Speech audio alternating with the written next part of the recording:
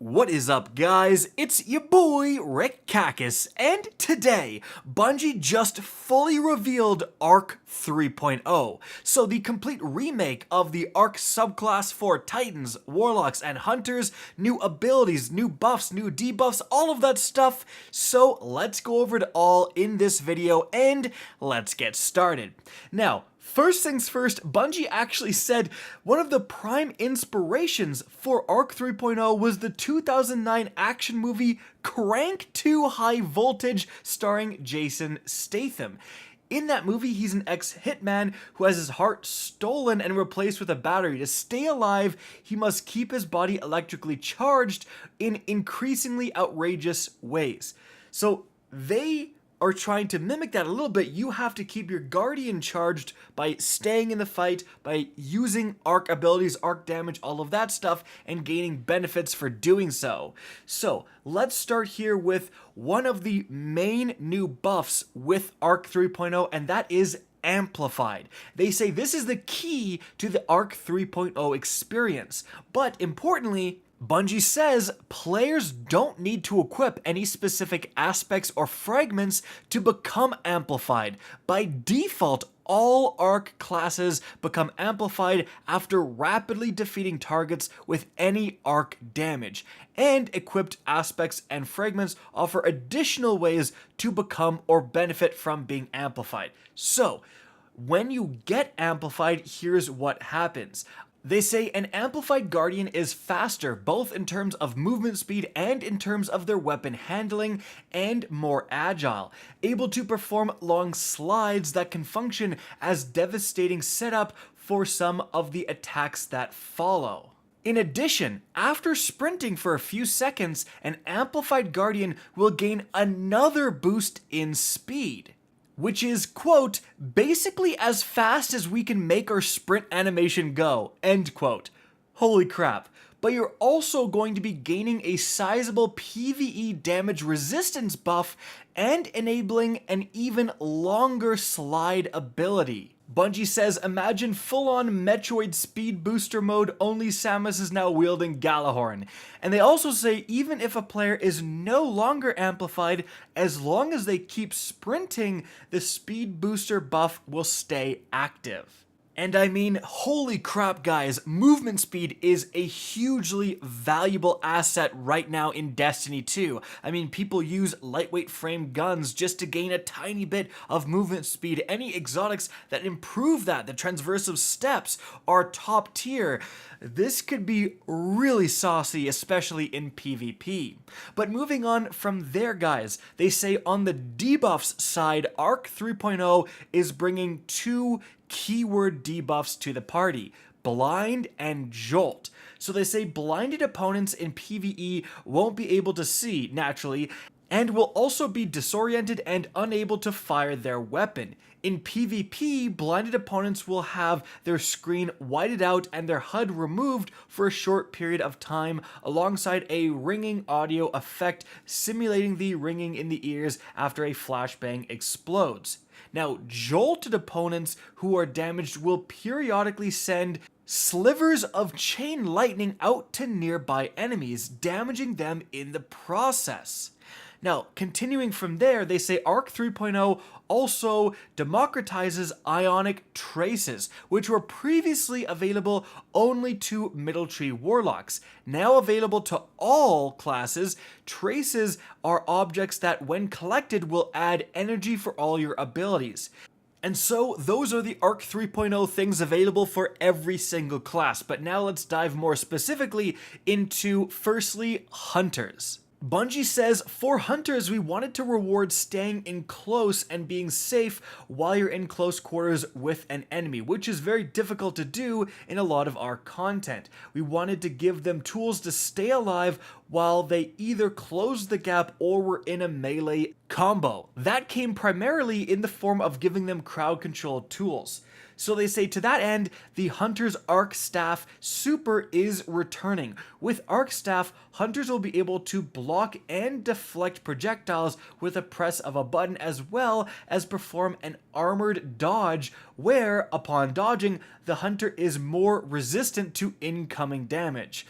Oh boy, Omnioculus in dodge form. Oh my god. Anyways, they say, but one super just didn't seem like enough for the team. Thus, the introduction of a brand new arc-themed super, the Gathering Storm. Here, the hunter leaps into the air, hurling their staff into the ground or into an unlucky enemy, like a spear. Upon impact, the staff emits a damaging burst that jolts nearby enemies. Soon after, a giant bolt of lightning strikes the staff and overcharges it, creating a large damage zone around it for several seconds. While overcharged, the staff sends out arcs of lightning to damage any enemies that move near it. Okay, so that sounds really interesting. Essentially, it almost sounds like a Titan Thunder Crash, but you're doing all this in one area and then you're continuously damaging that one area. So that could be very useful for completely locking down a zone. Like I imagine if you do this on a capture point, no one's capping that point for quite a while. But also in PvE, potentially doing that on a boss or on one big tanky enemy, that's going to eventually equal out to a lot of damage on that singular target if they stay in that one same zone. But continuing, they say on the melee side, the team kept the Hunter's combination blow ability, feeling like it was the right line with the graceful warrior fantasy they're going for.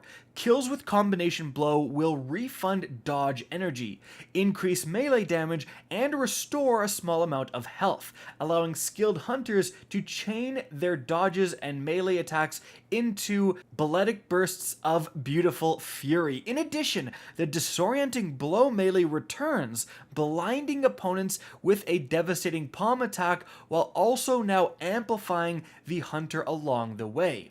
Now, moving on from there, they say hunters will be able to choose from 3 arc aspects to customize their style. So the first one is flow state.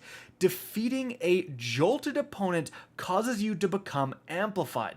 When amplified, the hunter's dodge will recharge faster and make you more resistant to damage. And you have quicker reload times.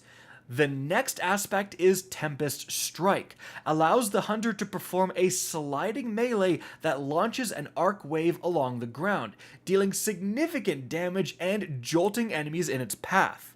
And the final aspect is Lethal Current. After dodging, the hunter's melee lunge range is increased and their next melee attack jolts the target and creates a damaging lightning aftershock. When used with the Arc Staff Super, after dodging, the hunter's next Staff Light attack hits twice. In addition, hitting a jolted enemy with a melee attack will blind them. And then Bungie says, finally, Arc 3.0 will also bring back the Blink movement mode for Arc Hunters. In fact, the Blink ability will also include a baseline buff for any class that has access to it. Looking at you, Void Warlocks. Okay, Hunters are gonna have Blink again. That's scary. That's very scary.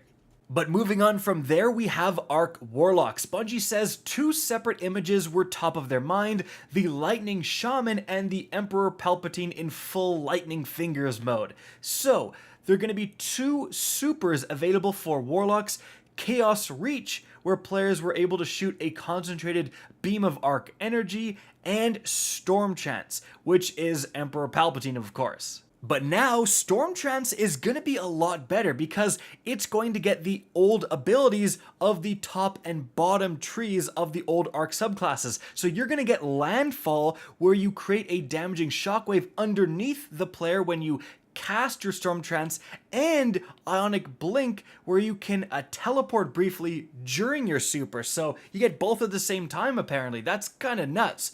Now, Bungie says Warlocks will also have 2 melees available, both utilizing the power of lightning. The Ball Lightning melee will send out a floating ball of arc energy that detonates, zapping enemies down from above, and then Chain Lightning will send out arcs of lightning to strike and jolt the primary target and chain lightning damage to surrounding enemies in the process. Bungie says the Warlock's whole thing is that being amplified modifies their abilities, it powers them up. For ball lightning, if you're amplified, the arc ball will fly out and zap enemies 3 times instead of just 1, so you can get more damage out of it. For chain lightning, it chains to more targets if you're amplified.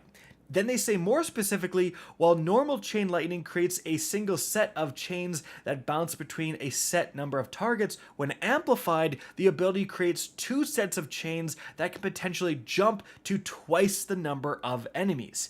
Now moving on from there, your 3 arc aspects to choose between are firstly Arc Soul. The Warlock casts a rift to create an Arc Soul that will assist the player in battle. Allies who pass through the rift will also earn an Arc Soul. The rift charges faster when enemies are near. While amplified, any Arc Soul you have or gain is supercharged, increasing its rate of fire.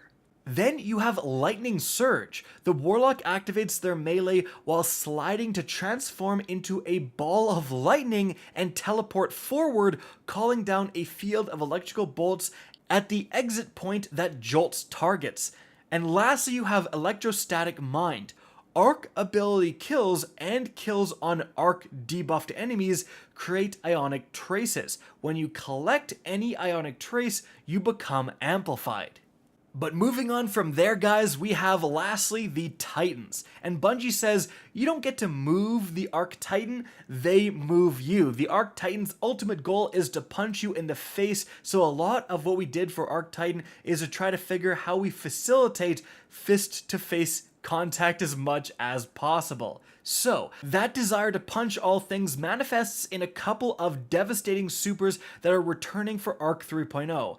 Fist of Havoc and Thunder Crash. While the latter is particularly unchanged from before, Fist of Havoc now has an adjusted slam radius that's halfway between the top and the bottom path, and the ground slam leaves a damaging field in its wake, while slamming from the air causes damaging AoE effects from the previous top tree.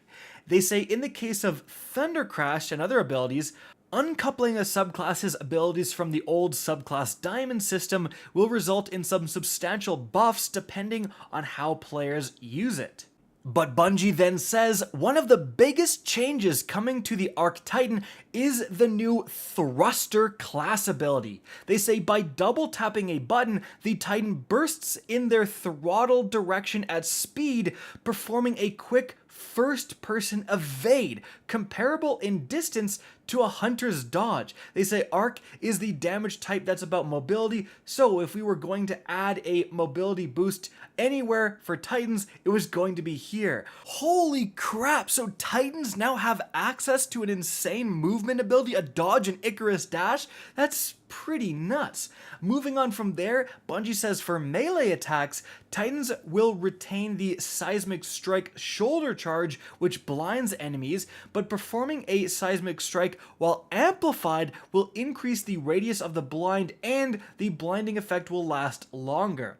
Ballistic Slam also returns, where players can slam the ground after sprinting in the air, creating a damaging explosion upon impact. However, those returning melees will be joined by a brand new charged attack known as Thunderclap. Here, the Titan player holds the melee button and charges up arc energy that can be unleashed in either a quick, powerful jab or held and built up to be unleashed in a furious One Punch Man style blast that will devastate an opponent. The charge state cannot be stored and the Titan must be on the ground to charge the punch. The damage is significant. A 90% charged Thunderclap will one-shot Guardians in PvP, but that reward will be balanced by the time it takes you to build up that charge level and the fact that you must remain stationary to charge. Always a dangerous move in PvP. And then of course, guys, we have the 3 aspects Titans can choose from. First off, we have Touch of Thunder. This improves arc grenades in the following ways. So for flashbang grenades, fires an additional blind impulse on its first bounce. For pulse grenades, when the grenade damages an enemy, it creates an ionic trace for the Titan. Pulse grenade damage is increased over time as the grenade lingers after impact. That sounds really good. Then for lightning grenades, grants an additional charge for lightning grenade and jolts targets on initial blast. And then for storm grenades, creates a roaming thundercloud that moves and tracks enemies, similar to the Stasis Hunter's Silence and Squall Super, firing lightning bolts at the ground underneath it. What the crap? And also remember, Titans and Hunters and everything are going to get access to storm grenades, and everyone now gets access to all the existing grenades in the game. Then the second aspect is Juggernaut. While sprinting with a full class ability energy, the Titan gains a frontal shield that blocks incoming damage. When amplified, the shield is stronger. Once the shield is depleted by taking damage, the player's class energy is depleted. And then lastly, you have Knockout. Melee kills trigger health regeneration and make the Titan amplified. Critically wounding an enemy or breaking their shield increases melee range and damage for a brief period. Titan's base melee becomes arc empowered while Knockout is active. And then guys, the last thing we're going to look at here is a few of the new fragments coming with Arc 3.0. So these will be available for any of the 3 classes. So you have Spark of the Beacon. When the player is amplified, Arc's special weapon kills create a blinding explosion. Then you have Spark of Resistance. When surrounded by enemies, the player has increased damage resistance. Then you have Spark of Momentum. Sliding over ammo will reload your weapon and grant a small amount of melee energy. Sliding over heavy ammo increases the amount of energy granted. And then you have Spark of Shock. The player's arc grenades jolt enemies.